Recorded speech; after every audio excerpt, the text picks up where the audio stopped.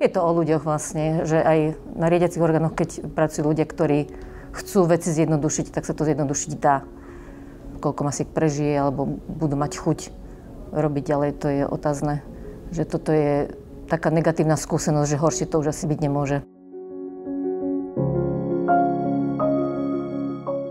Súčasné obdobie podľa mňa nebolo zvládnuté z toho dôvodu, že riadiace orgány si neuvedomili, aký veľký počet masiek bude podporených, alebo čo všetko obnáša pri tom nastavenom systéme pre nich v rámci administratívnej činnosti, že ja vidím nezvládnutie tej práce na riadiacich orgánoch, keďže ten systém bol nastavený tak, že gro činnosti sa realizovali na riadiacich orgánoch.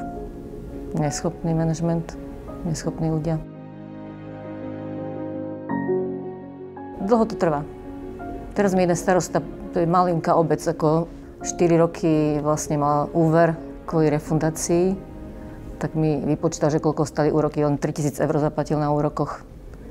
Je nahnevaný samozrejme, ale pozerajú sa ďalej, no, tak chcú ísť ďalej napriek týmto negatívam. Tým, že manažujem 2 malé masky, tak každému rozprávam, že nemá význam s malou maskou sa uchádzať o podporu, tak chcú sa zlučovať a chcú ísť ďalej, chcú vyskúšať. Je to o spájaní tých ľudí v území a je to o tom, že napriek tým ťažkostiam tí starostovia majú chuť pracovať pre tie obce, pracovať pre územie.